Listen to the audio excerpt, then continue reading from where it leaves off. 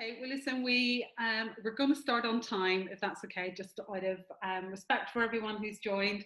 So, I always say to everyone, thank you so much for joining. It's lovely to see people's faces, so absolutely please put your camera on if you'd like to.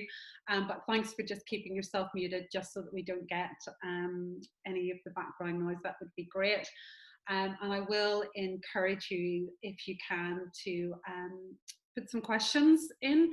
We really want this to be as interactive as possible. So please fire your questions in, and I'll make sure that Oonagh gets to answer as many as possible. Let's just keep this going and try to be as fun and as involved as possible. But without further ado, Oonagh obviously needs very little introduction. I'm sure that you all know Oonagh as one of the powerhouses of revenue in Ireland, and a real inspiration, not only to me personally, but to a lot of revenue managers. So really glad that you're here with us, Oonagh. Now I'm actually going to read this so I don't miss anything. But Oonagh founded the Innovate Room in 2011. And the Innovate Room is a commercial consultancy focused on helping suppliers in the tourism, hospitality and visitor attraction sector to help grow their business and maximise their revenue. Harnessing her impressive knowledge in all things commercial, Oonagh has assisted countless organisations in business turn around and cultivate new commercial awareness. Oonagh has worked with many large-scale organisations, supporting them through periods of change, with a hands-on approach, and with smaller organisations, and through Fáilte Ireland mentoring programme, giving advice and direction. Of course, Oonagh is also president of the Irish Hospitality Institute and one of the leading experts in our industry. So that's the formal bit out of the way, but Oonagh, I am absolutely delighted to have the opportunity to chat with you today, and it's not often that I get to speak to what I use in the loveliest term as a fellow revenue nerd. And I think we should have entitled this seminar as Nerds No More, that we're coming out of the closet. But it's really great to have a chat with you. Now we did get some questions from some people, so I am going to keep referring to that. So if you hear paper shuffling, I apologise. But Oonagh, I've kind of said enough. I'd love you to just tell anyone who maybe doesn't know you. I don't think there are too many, but anyone who doesn't know you, just give a little introduction of yourself. Yeah, absolutely. And thanks for that lovely introduction, Adrienne. And good morning, everybody. It's a real pleasure to be here. And, you know, I'm always delighted to talk about all things revenue related and much more, by the way. But, you know, but we will focus on revenue this morning, kind of, and the changing dynamic. And I suppose over the past few years, and I see some very familiar, excuse me, names on the call, you'll have always heard me talking about how dynamic the revenue space is. And I suppose that's never become more critical than in the times that we're currently living in. So now it's just more important to be, you know, become current. And I suppose our conversation today really is about talking about, you know, where should we look, and how do we continue to evolve and learn in this space. Absolutely. And that kind of leads on, you know, really to our first question. As we know, the perception of revenue managers is often, and please goodness it does change, but we have this perception, and it even appears in job specs all the time, of this revenue manager who's tucked away in a corner with a cup of coffee, and I've said this 100 times, you know, with a crystal ball in one hand and a calculator in the other, and they're just left drowning in spreadsheets. And I know that you and I are big advocates of that role of revenue management changing, and I think that's more important now more than ever. But I just wondered what your thoughts on that, do you see the role changing? Do you see the importance of the role changing? And do you think COVID has been a catalyst for that change? I think so, Adrienne. I suppose, you know, when I think about revenue management, I've always thought there's two sides to the coin. One is the kind of create demand, and the other is manage demand. And, you know, it's like a seesaw. It's a bit like the supply and demand seesaw. But at the moment, I think our focus as revenue managers needs to shift from obviously managing demand from what was really a strong market back to creating demand. And really our balance needs to be, how do we generate demand for our businesses now that we're in this pickle as such and coming out of this crisis? And I think I think so. I think that's the first thing. I think the role of the revenue manager is going to change to be more about creating demand.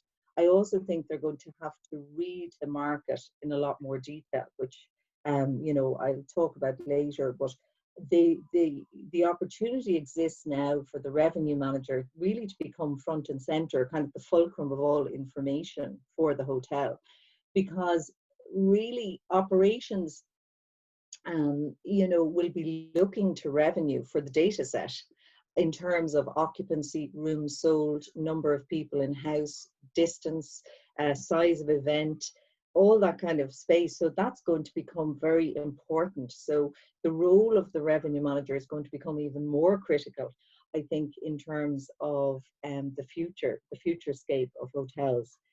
And so I think, it's going to change, and I think it's going to be forced upon us. But I think it's good. It can only be positive because it's elevating, I suppose, the role and the professionalism of revenue management as a career choice as well. I completely agree with you, Una, and I think, again, all of us revenue managers talk about that kind of movement of coming out of silos and, bringing the whole teams together. But through all of this, we know, well, we believe, I think, that revenue managers kind of have to rule the world and sit above some of those departments, because they do have that bird's eye view down on, how operations are doing and sales and marketing. Again, well, if we believe that, how do we actually instill that in our hotels? Where does that change come from? Does it come from the revenue managers? Does it come from some of the revenue role models that we have, and with some great role models actually here on this call now? Does it come from forward-thinking GMs? Like, how do we actually start to elevate that role for people going back into property now, and looking to take over or to help orchestrate some of those other departments? Where does that leadership come from? Well, I think the leadership is going to have to come from the revenue managers, but also, I think it has to come from the management team within the hotels. And I think, in fairness, for the hotels that I've been working with, or the businesses, tourism businesses at large that I've been working with, I think they've been understanding that revenue is a center point or a fulcrum for the business. You see, really all the transactions for a hotel are actually happening within the space of revenue, or the kind of broader commercial space are happening within that revenue space, whether the customer transaction with the hotel and in terms of pre-arrival is happening. So therefore you have all that information source hubbed in the one area, and now it's about really taking that information and from the revenue management viewpoint, I suppose, coming out of the silo, if you find yourself in a silo. I mean, it's not every revenue manager does, but it's trying to build that revenue culture across the team, because now is really the opportunity to take revenue management business-wide. And certainly that's what we're seeing here, is that, people have used the downtime, but also they've been forced, because of restrictions from COVID and operational restrictions, that actually they now have to time entry for restaurants, for bars, etc. So a lot of the kind of the learnings that we've taken from revenue management in terms of rooms, we're now implementing into food and beverage areas. We've been dragged to the trough as such.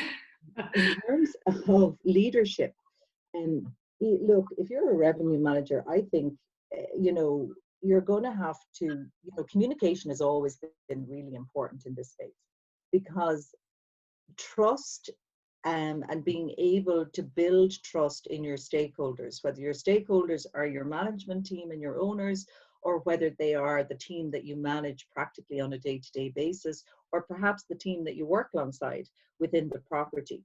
So therefore, communication and how you're communicating what's happening in terms of the business, across the business, is going to be really key going forward. Because, in terms of the restrictions and the guidelines, we're going to have to manage that on very much a day-to-day basis.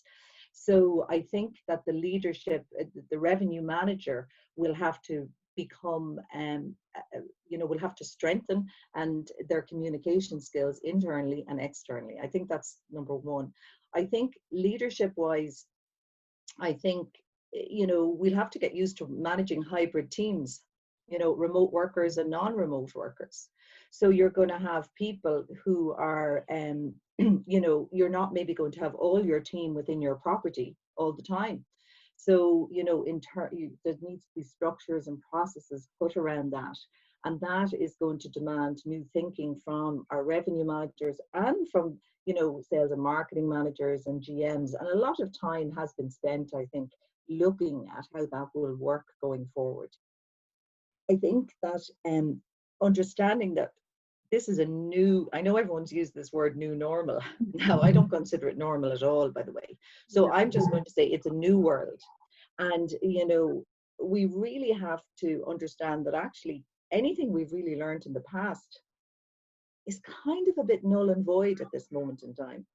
And we have to really understand that we have to listen to what our customer is saying, and we have to build a new demand trend within each of our properties, because everything has just changed. And it's important, I think leadership is as much about listening and active listening as it is about actually doing. And I think it's very important that our teams, you know, are attuned to hearing what our customer needs are. So you can uncover your customer needs and motivations, and in turn develop a product and a price offering that's suitable for them. And I suppose that brings us back to that whole kind of demand creation, which is going to be so important going forward, given the restrictions and the boundaries that we have on our current markets. Can I just maybe hold you on that point, Oonagh, because you probably saw me scribbling down some things there, because I think there's some really interesting points that I'd like to go back to. But you've talked a couple of times there about demand creation, and that's something that we as a business are talking about quite a lot at the moment, about how you actually create and stimulate new demand. So, you know, if you are a business that's been heavily reliant on tour operators, we know that's not going to happen. And even the CEO of Marriott coming out and saying that they're expecting 50% wash on all tour groups in 2021, and probably more likely 2023 before that returns. We all know that wedding numbers are going to be down for a considerable amount of time, and that corporate market is, you know, I just read something this morning saying that, you know, we shouldn't be looking to that corporate market well into 2021, that everything is going to slow down a little bit. So what do you think that we should be doing to try and stimulate this new demand? And I know you and I talked off camera about, and it's not my phrase, it's yours, about this new proximity segment. Do you think we should be changing our segmentation? You know, segmentation, understanding your data, creating new demand. For me, they're all part of the same puzzle, but I just wanted to get your thoughts on that, on, you know, how you manage what your segmentation is, how you look at what your new demand would be, and then how you create that as a revenue manager. Yeah, I suppose, you know, it does all sit together in the one frame in how are we going to manage the business going forward. And I think you're absolutely right. You know, tour groups are definitely facing a challenged market. But if we were being really honest, actually pre-COVID, some tour groups were facing a challenged market. You know, we were talking about that the traditional coach tour and bus tour was probably going to reduce, you know, in years going forward, and travel was becoming much more about multi-generational travel, smaller groups, more frequent, etc. So, but without a doubt, our key issue really, starting off kind of north and south, you know, and UK as well, is about access at the moment. So we don't have access, so therefore our market is quite limited. And you know, our ability to generate revenue is limited, but we have to snatch whatever opportunities we have is the point. But and going forward, I think we'll have to create reasons for people to travel, you know, because I think people have probably gotten into a little bit of a comfort zone, or as they currently are. And trying to get them out of that comfort zone and giving them really the confidence, the consumer confidence to actually travel, is going to be part of what we do every day. And you know, and that's kind of a team effort from a hotel point of view. But in terms of new segments, without a doubt, I mean, people are talking about a segment, you know, proximity tourism. And that's really just about, you know, people, I suppose, who can, it's also referred to as drive-to segment. So, you know, I can get in my car and within 3 to 4 hours, I can actually be at your property. And it's about, you know, creating that location space and, you know, creating that, sorry?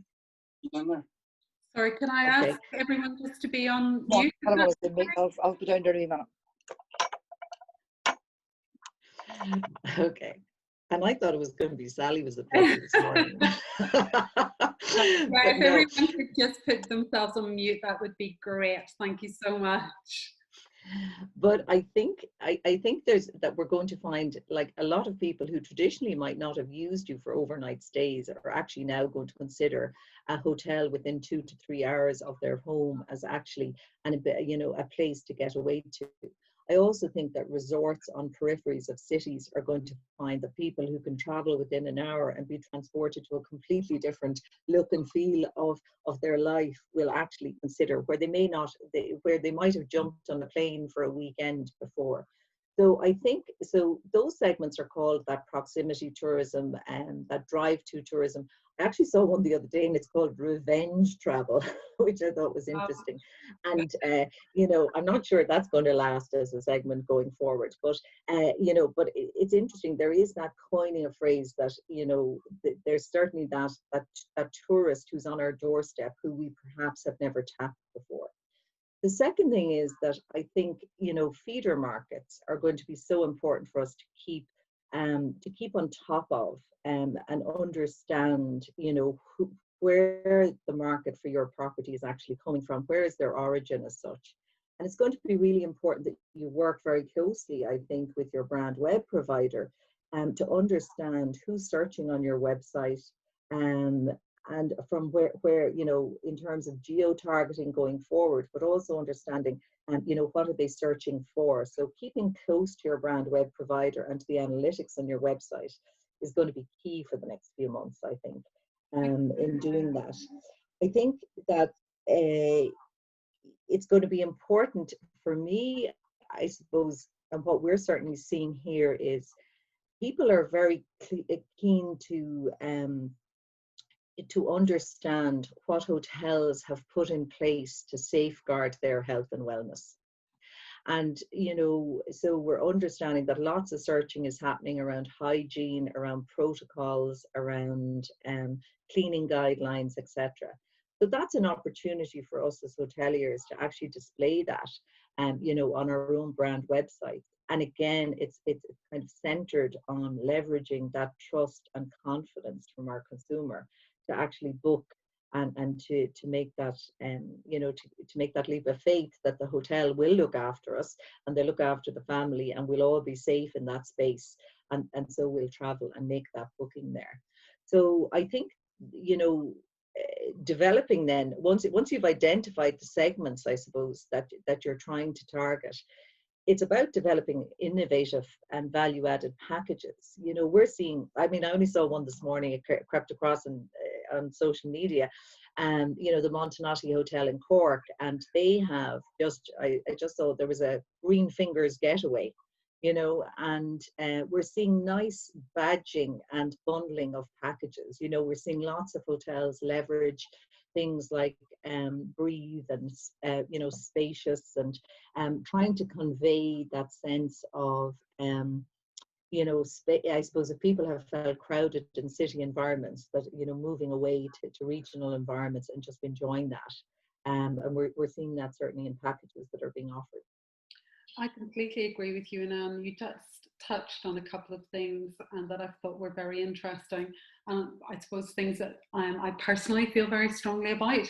And I'm not sure if any of you connect with me on LinkedIn, but we're putting these sort of daily tips out on LinkedIn. And the one that went out this morning, the one that's going out tomorrow actually, is about trying to be innovative in your packages.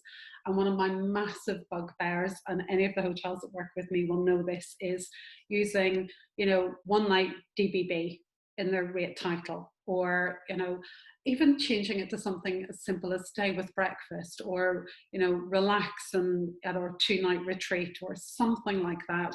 I think, you know, any hotelier that's putting out 1-night DBB, or, you know, overnight with BB, then, you know, I was going to say they need shot. I don't mean that, but, you know, they need to be more innovative. They need to understand that our customers don't particularly like those acronyms, and we need to be attracting guests in a very different way. And again, one thing I feel quite strongly about when I speak to a lot of hotel operators, everyone is talking about, you know, how to get past that, you know, contactless check-in, and yeah, you know, trying to make everything safe and healthy, and I think that's so important for our guests. But what I don't want us to forget is actually what we are, and that's hospitality. And that there's going to be all of these people who will be frustrated with trying to work full time and homeschooling, and or maybe have been isolated by themselves for months, and they want to get away, and they want a lovely retreat, and they want to feel special. And it's our people that have always been the reason that people come to our properties and they keep coming back. And I think we just need to be ready for opening to make sure that our teams are ready to welcome our guests back and to make them feel very special. And it isn't always about, you know, being spraying everything and keeping everything clean. Of course, that's a massive part of it, but we can't lose that hospitality, and we can't lose that that absolute welcome. And I just hope that our hotels and operators are really instilling that into their teams, that welcome and that feeling of allowing our guests to breathe and relax and to experience something normal is paramount in their thoughts as well. I think I just have a question from Vicky here. I just don't want to make sure I don't miss it. Yeah, so she's saying, Vicky, this is Vicky, who manages multiple hotels in Northern Ireland. So I'm finding guests are more interested in food and beverage offering, and people have missed a nice meal and a drink out. And as Vicky is one of my virtual pub mates, that we would have drinks every now and again. I know what you mean, Vicky, and I'm looking forward to having a proper drink with you. But do you think, again, we need to be putting packages around that kind of offering, and making sure you know, that we're meeting those needs for our guests?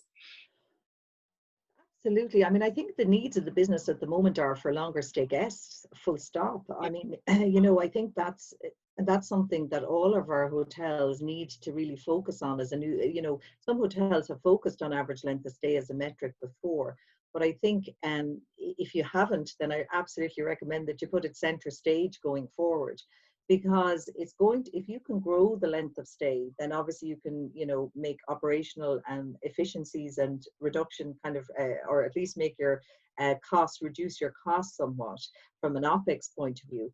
But it also affords you the opportunity to, you know, to increase the ancillary spend from the guest in-house. And I think what Vicky's referring to is, I think that yes, people have missed that restaurant experience and that food and being served, and we've all tried every recipe we ever want to try, and that's it now, done. And you know, we're happy to kind of go out and have food and enjoy and have a few drinks. So I think building packages around that will be very important.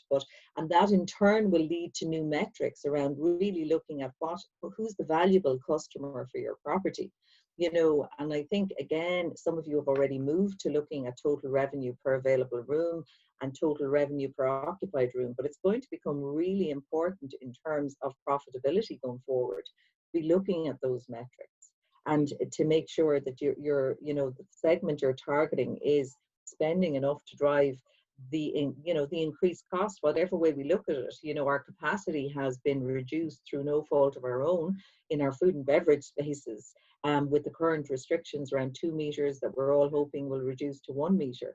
But that means that the return from our ground floors is going to be seriously challenged. So, you know, we need to kind of really focus to ensure that we're on track around profitability, and really focus on TrevPAR and TrevPOR going forward, along with average length of stay. Yeah, I completely agree with you, Oonagh, and it's something, you know, we as a promise I don't always bang on, and I won't bang on about right revenue or our solution, but coming out of COVID, it's something that we felt very strongly about. So we have built specific solutions within our package, software package, to make sure that customers understand the cost of occupied room, because I've been doing this for 100 years, and I could count on one hand the number of hotels I can go into that can actually tell me what their cost to have a room occupied is. And instead of just plucking a figure out of the air and just thinking, well, my laundry and my ancillaries are £13, actually understanding those costs, I think, are going to be really important.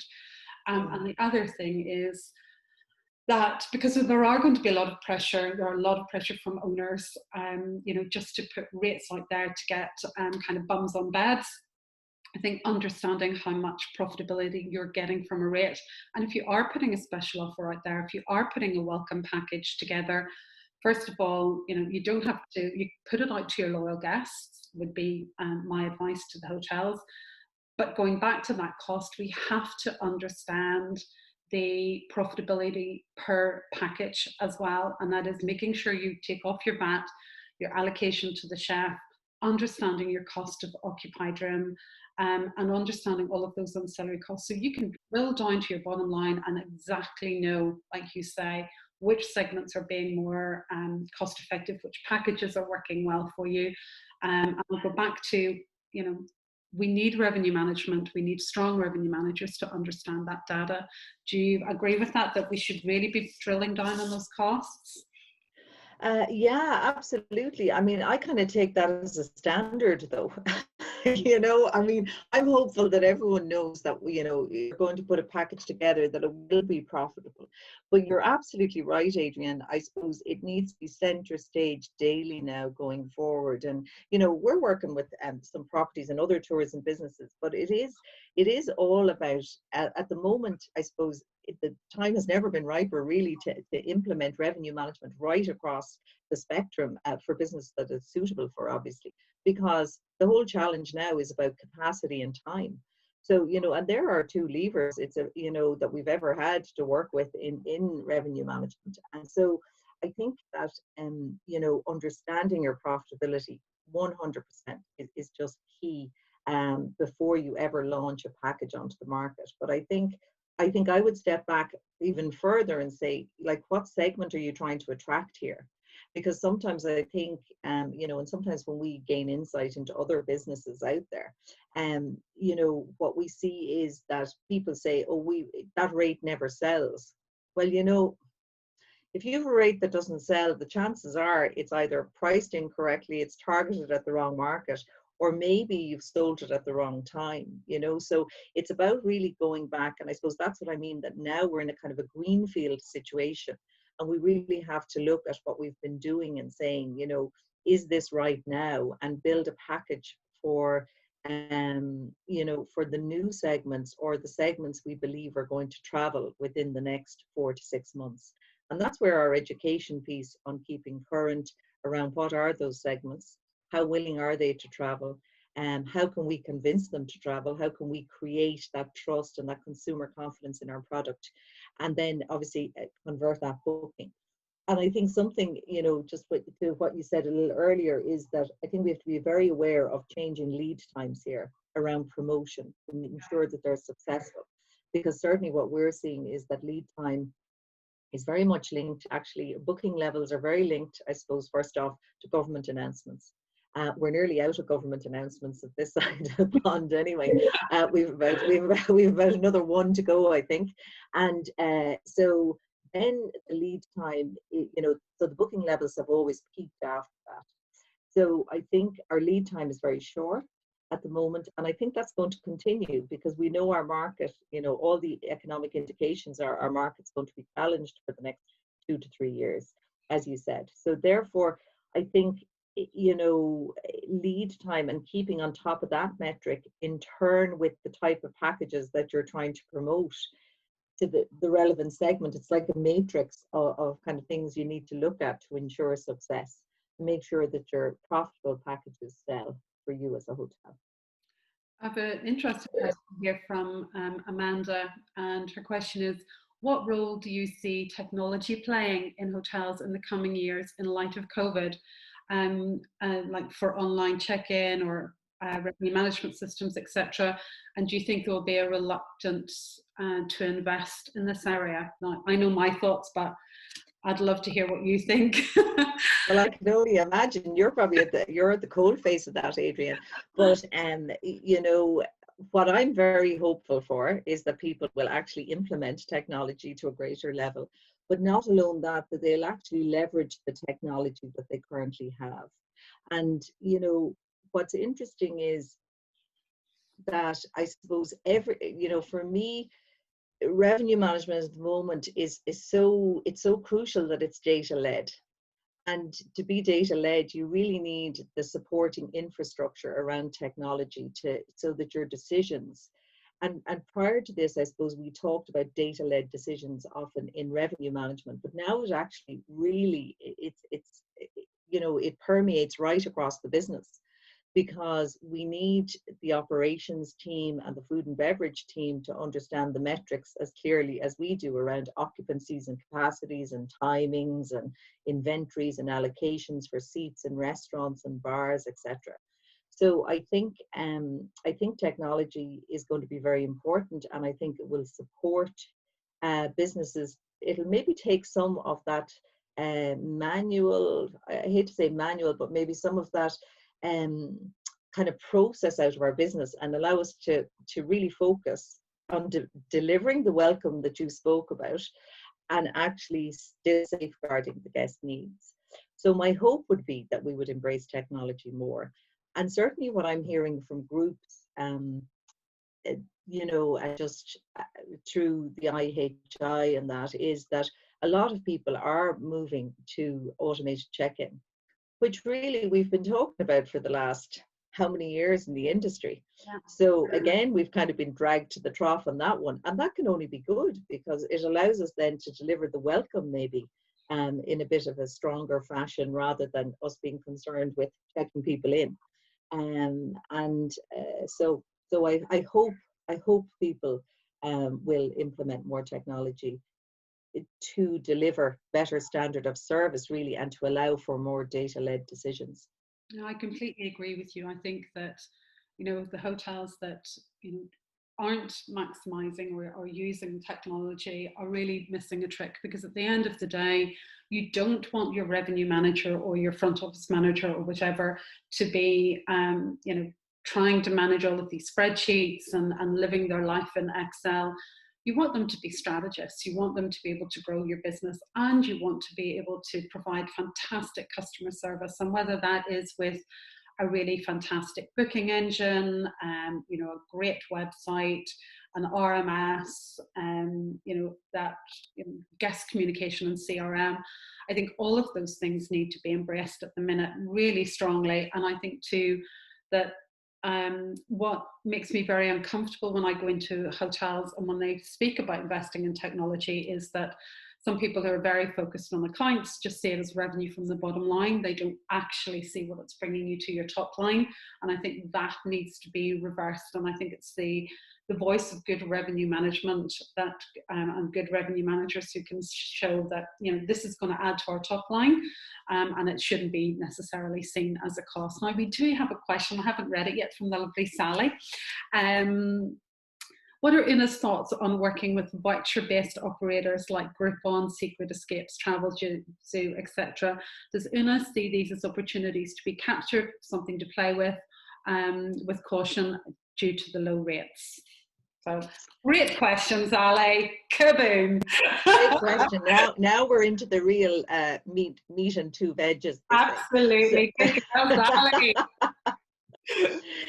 So I suppose, look, I've never been a fan. I'm going to put it out there. I've never been a fan, right? And I think the temptation, of course, is there. But I also think the opportunity is there for us to build more direct business if we're smart about this as hotels. You know, in terms of, again, the customer is looking for trust and confidence in your property, and it is your property, so you control that inventory. However, I'm also practical in that business needs must, and there may be times that you actually need to use that, but I certainly wouldn't be going to them by default at the moment. I think you need to look internally. What's the strength of your own database? You talked earlier about repeat guests or loyal guests. I mean, it's time to leverage that kind of loyalty loop, as we call it, to really see, if you can provide, I suppose, a really convenient transaction and booking process for your customer, then that really can develop a new loyalty as such. And we're finding that if you're convenient and easy to use, then that's really it's kind of it'll create more loyalty. But ultimately, it's a choice you have to make, but certainly I would be putting it down my list of priorities. Yeah, I completely agree. And I think this is where, again, if we go back to this revenue manager standing back, ruling the world like we do, and, actually understanding distribution, understanding loyalty, understanding that cost of sale, understanding new segments, understanding new trends. But I think all of this goes hand in hand, as we know these are all linked, but with something that you said earlier about understanding your pay-per-click and your SEO and your meta. And if you are working with a digital agency, asking really interesting questions. And I think this is where, again, this role of revenue management needs to expand and does expand often into SEO and PPC, because we have to understand what our digital marketing companies are doing for us. What are the site extensions that they are using? What offers are you trying to promote? And just not letting them necessarily run away and dictate what they're doing on Google. So I think that's really an important part for me, that as soon as I go into a hotel, that's the first thing I do is look at how they're ranked on Google, look at what their pay-per-click campaign is. And I think coming out of this, we have to ask really clever, interesting questions from our digital marketeers, so that, as Sally says, some of those operators like Groupon, Travelzoo, etc., for me, they're downstream. And if we could get those, what we're doing up front and center right, then at least we're making the right headway. But that leads me on to another question, and thank you, Sally, for nudging me on this, because I really want to Oh no, it's going to open up. I know what ward this is going to open up. I know, because I think we're all on the same page here, but it does really lead on to, what are we going to do with the OTAs? And I suppose, just to kind of give you a little bit of, set the scene on my thoughts, well, I think anyone who knows me knows my thoughts, and that, yes, I have a travel background, and I actually see my old boss was online there for a while, and I worked for a long time in travel. So I understand the need for agents and that agency business. I'm not saying I don't, but I think that we all know that balance of relationship has been tipped in the OTA's favour for far too long, and we as an industry just ticked every box and agreed to everything. And I'm going to get quite frustrated in a minute. I'm trying not to. But we know that Booking.com had to go to the Dutch government and ask for a bailout. And I think for me, that is very glaring, that these guys don't make money unless we give them inventory. They are reliant on us as much as we had been or felt that we were reliant on them. So I suppose that is kind of first part of the question, is what do you think we should do? And maybe on the back of that, Oonagh, do you think that we have this unique time because of this proximity segment, or this drive to segment that you talked about? Do you think we have an opportunity to really focus on direct business? Because if I want to go to a beautiful hotel down the road, like I can see Marty on here, if I know if I want to go to Dublin, I'm going to stay in the Dean or the Devlin or whatever, I know those hotels, so I can go to their website and pick that up rather than going to an OTA and doing these random searches. Do you think we have this opportunity now to drive direct business? It's that. And then I suppose, how do we manage the OTAs moving forward? Sorry, I love this question. We could talk for hours on this. Yeah, this is where it all goes south. But no, I suppose just look, I think my position always has been that, if you can work very well with the OTAs, if you leverage the OTA for their strength and you control your inventory and your distribution to the OTAs. And certainly that, in terms of, I suppose that's always the revenue management challenge, isn't it? And the sales and marketing challenge is to maintain that balance and to not allow the OTA to be dominant for your property. And yet there are also, I say that, and I also know there are properties who find it just an easier way to do business, and they, they just work with the OTAs. So I think, just being mindful though, they certainly brought, what we found certainly in the Republic is that the OTAs were bringing a different type of customer to the hotel. And that's because of our hotel structure in the country as well. We've 800 odd hotels. Really, about 50% of those are owner managed. So they're independent hotels with no international brand. So, and they would struggle to create an international brand. It certainly wouldn't be cost effective. So the likes of Booking.com and Expedia probably did deliver a customer to them that they would not have had the reach for heretofore.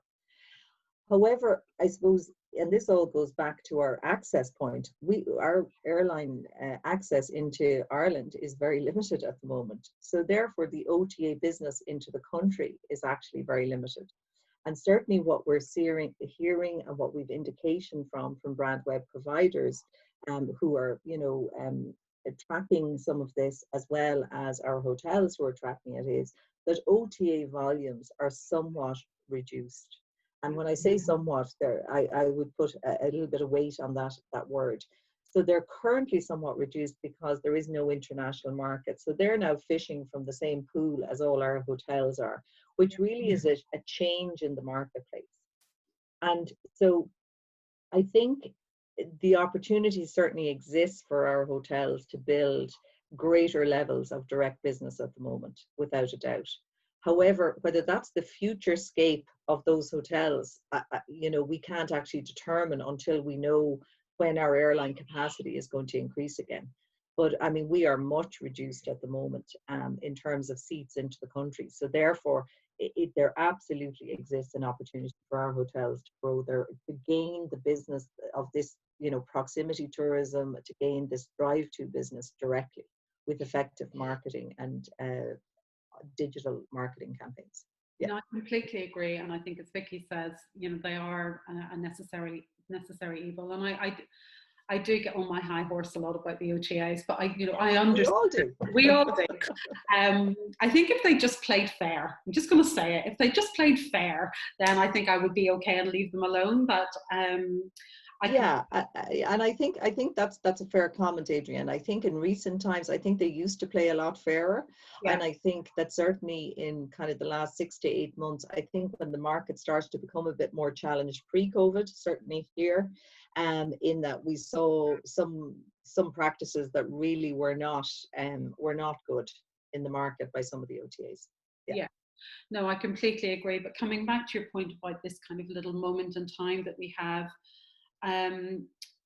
if no one does anything else after this, I would love people just to go back and have a look at their own website and have a look at it from the point of view of a user, and who do they want to come to their website. And I talk a lot about persona, so you can't be all things to all people. So who is the persona of guests that you're trying to attract? And then what does your website deliver for that guest when they come there? And a lot of times, again, we get caught up with what a web designer wants to deliver, but what are our images like? And I can guarantee that most hotels here will have better images on Booking.com than they do on their own website. So what are our images like? What's our content like? What is our booking process like?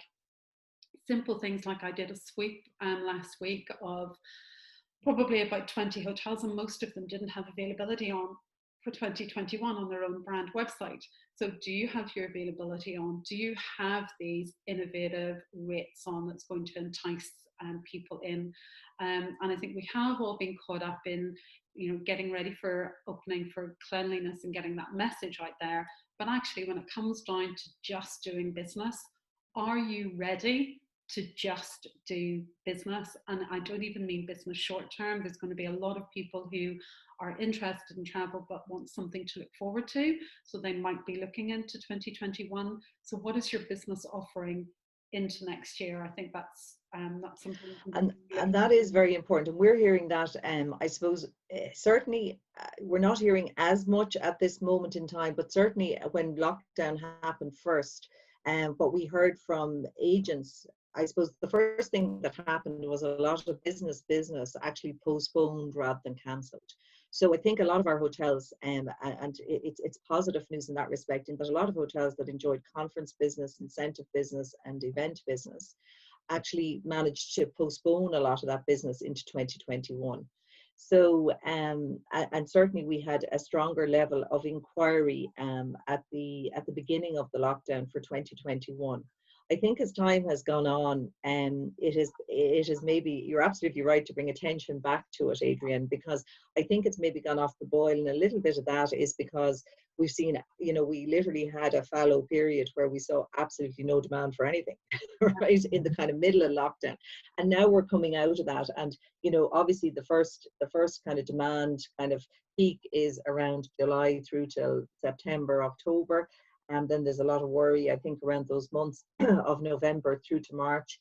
But we'll soon be in 2021, and there is some base still there. I'm hoping that obviously we can get more access back into the island of Ireland, and the whole issues around quarantine and all that will hopefully be sorted on both sides of the pond by then as well.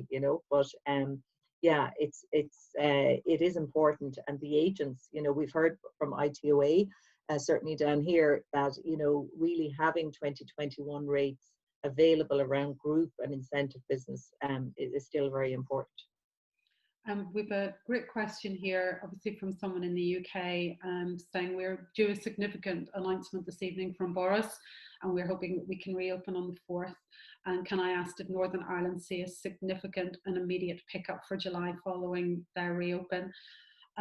Obviously, I have this bird's eye view on quite a few hotels, and there are some hoteliers, certainly I know Vicky and Marty and whatever's online here that could maybe throw some light on this. But I know it immediately within 24, 48 hours. The searches went up something crazy like 300%. And Yeah. massive conversion. I mean, I know Avio published figures after one of our first set of announcements. I think we've had 3 really significant ones, and our first one, bookings for domestic hotels jumped 370%. Yeah. And certainly knowing just last weekend, and I think actually I heard some hoteliers say to me yesterday they were giving out because all our updates are happening on a Friday evening. Oh, great. Yeah. And they're like, oh my God, could they not time them like on a Tuesday morning or something? So they're all having to work that bit harder on a Friday evening. But certainly there was significant pickup for certain types of hotels. And I suppose we do need to be conscious of that. What we're seeing is a real demand around resort style properties or leisure style properties at the moment. And certainly in my experience, but it'd be interesting maybe to check with on the call, that city centre hotels are somewhat challenged in terms of, conference business is very weak, as well as corporate business. So building momentum or getting kind of some traction in the market is proving difficult. But it'd be interesting to get an insight maybe from people on the call on that, Adrienne. Yeah, no, we've got Sandra here saying exactly what you said right at the beginning, that those sort of resort type, country house type properties did see that spike, but the city centre properties haven't felt that. And we can all judge kind of why that has happened. And genuinely, I have some hotels that are sitting with 80% occupancy for July and August, and then some hotels sitting with less than 10. And that is literally, are they a resort type property or are they city centre? So we know that city centre hotel is going to have to fight for business, and I am not saying for one second that it's going to be easy. But I think if we just remember that we are all in hospitality, and there's always something that we can offer our guests if we can just think outside the box and think about, and I hate that term, it's like pushing the envelope, but if we can just think of different ways of doing things, that there could be and there should be business at those city centre. And I see just, Adrienne, that Ailish has come in from Avio. She's given everyone a link on the call for their updated booking trends if people want to have a look there. But yeah, they have seen those updates as well. Yeah, the uplifts in Northern Ireland hotels as well. I know we're kind of running out of time, Una, but there was just something that I wanted to ask you about, and that is obviously in our system we're forecasting for hotels, and we're actually rerunning all the algorithms at the moment to make sure that we are kind of COVID ready for our hotels coming out of this. But I just wanted to talk to you about budgeting, because obviously we're coming into, budgeting is going to start August, September time. And for me, budgeting is going to be very different for 2021 than it's ever been before. And I'm actually saying to my hotels that it's more about scenario planning of, put in a figure of what you think you might do, and then what if you get a 10% uplift or a 20% drop? What does that actually do? And have those spreadsheets and have your figures that you can adjust. What do these different scenarios mean if I lose my corporate segment but gain in leisure, or whatever. I know that you mentioned something to me the other day about bottom up budgeting, and I just wondered if you wanted to kind of maybe finish on that, on the financial. Yeah, sure. I mean, I think that look, every revenue manager is going to love me after I say this, but I'm going to say for your existing budgets, just shred them up, because they actually have no place. They have no place at all in the current world. And I think that, many of you have probably been used to getting a figure. There's various ways hotels approach budgeting. Sometimes it's like this legacy, oh, inflation is 5%, we've got to get 5%. So we just, build on top of what you've already achieved, maybe your actuals in a previous year. I think that other people, we've just got to make a profit figure, and we work everything back from that, and we work against multiples and percentages and stuff like that. And then it's few enough hotels actually have a bottom-up forecast, a bottom-up budgeting process. But really what that means is that, as revenue managers and managers in the business, you're really going to look to try and build your own trend over the next 3 to 4 months before it comes to actual budgeting time. And you're going to start to try and build what your budget could look like. And I suppose really what you're trying to get is what might be your volume of sales in a particular segment, and what might be the rate you'd sell it at. Because really, if we think about it, that's all we need kind of to create a budget framework. It certainly creates the base for a budget. So from all else, this can be dictated. So I think as a result, revenue managers, we need to take a broader perspective on the data inputs that we are actually putting into budget, and that we're taking account of every day. I think rate and occupancy is fine, and understanding what revenue you picked up yesterday is always going to be key. But more important, we need to look at feeder markets, you need to look at new segments, you need to look at regulatory updates like tonight for Boris giving the update in the UK. We need to focus, we need to look around things like airline access, we need to look at the quarantine piece. We need to look at who are the market competitors, because on say the island of Ireland now, we're all really, every hotel is competing for the same market, which is that market of about 7 million people. In terms of every hotel on the island come the 10th of July is going to be competing for that same market, really, as there is very limited international market coming into the country. So it's about looking at who your market competitors are, and then it's looking at like your like-for-like competitors.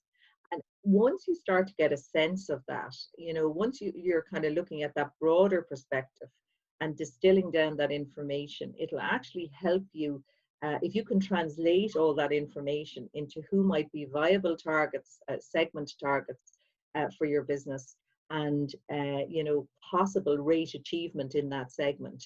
Then I think you'll be able to build a viable budget for your property for the next while. I would be cautious about anybody trying to write a 12-month budget in 2020 to take you to the end of 2021. I don't think that's really a realistic proposition. I think you'd be much better off to budget for the kind of summer periods as you reopen now, July, August, September, and then maybe do a winter budget of October to March, and then maybe when things are a lot clearer and the waters are a lot less muddied. Now, I'm sure any person on the call who's working in an investment-owned hotel is going to say that ain't going to wash, and it's probably not. But just be cautious then, be very cautious about what you build the further out you go, because I suppose there's a lot of unknowns still in terms of our trading environment. Yeah, and Vicky's made a really good point there that when all of this started, when the webinar started and COVID started, the thoughts were that economy hotels would recover first. She's not saying that because most of her portfolio would be that. And she's asking how any tips for benchmarking good pickup. I think there's 2 points in that. And obviously, I'm very conscious of time. We said we'd do an hour of your time so I'm very conscious of this. I could talk all day, as everyone knows, but I think there's 2 points in that about the economy hotels, and that is, again, I think you feel very strongly about it again, and that's just to be aware of that deep discounting. It doesn't work. People who are really price conscious just won't travel.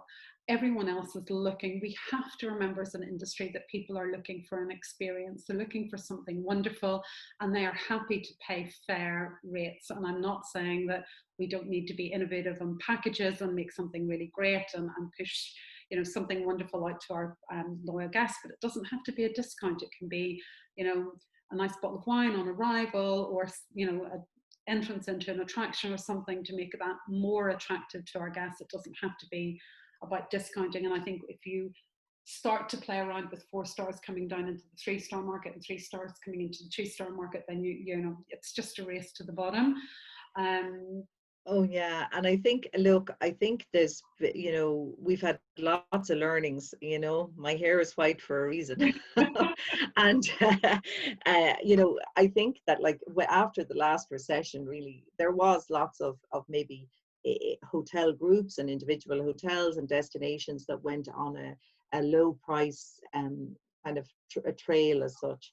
And really, it has taken them nearly the 8 years or more to actually build that back up to a level. Deep discounting, I mean, it's proven theoretically. Anybody who wants to refer to the Cornell study 2009, please do. 67,000 hotels, but really deep discounting does not work.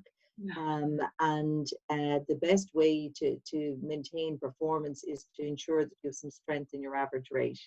That's not to say that you shouldn't price competitively, but it's certainly dropping rate is not a recommended action. And I would encourage people to move away from that, to really look within themselves. There's probably lots more resources they have to hand that maybe they haven't really acknowledged before, that they could actually to implement pricing correctly. But I suppose just one point, Adrienne, is that people sometimes get obsessed with pricing. And I think that, rate control and pricing is actually our last output. It's all the work that goes before that. So this is really about us really structuring our work in the space of revenue management around understanding the market, understanding and uncovering the opportunities that are there, and then working very closely with sales and marketing to promote, so that actually the need for discounting isn't there. Yeah, no, I completely agree, and that's probably just a great way to leave it, because I know there's been some great points made today about, yes, the OTA is about pricing, about marketing, about your website, understanding your customer, and I think, really the outcome of this is understand your data, understand your customer, be prepared to pivot, be prepared. The only constant thing we know is change. So whatever you think your business is today, it's going to be different in 3 months' time. And I wish I'd made this up, but it was David Bowie who said, the future belongs to those who hear it coming. So, we have to be ready as revenue managers. And I think one thing that we didn't touch on today, and I think we all feel very strongly about, is that revenue role almost changing to a commercial director's role, because we do have so many fingers and so many pies, and understanding this is our job. So I just want to say a massive thank you, Oonagh. I've known you for about 100 years, and that's no detriment to your age, but certainly to mine. So I've known you, and you've been an inspiration to me personally, and I know to a lot of hoteliers on the island. So I'm really appreciative of your time. You're one of those people that we literally should be looking to for inspiration, because you're a great leader and a great advocate for the industry. So thank you so much for your time, and thanks to everybody. I just want to let you know that I will send out the recording. It will be up on our YouTube as soon as I get my lovely daughter to edit it. I will put it up on our YouTube channel and share that. But if anybody needs anything at all, you all know where to get me at Right Revenue. Just email me, and if you have any questions, fire them to me and I can shoot them on to Oonagh as well. So thank you so much for your time today, and thanks for everyone for joining in. Great to see everyone, and thanks for the opportunity, Adrienne. And listen, best of luck to everybody on reopening. That's the main thing. I hope it goes well for everybody. Yeah, me too. All right, thanks, Okay, guys. cheers. Thank you. Bye. Bye. Bye.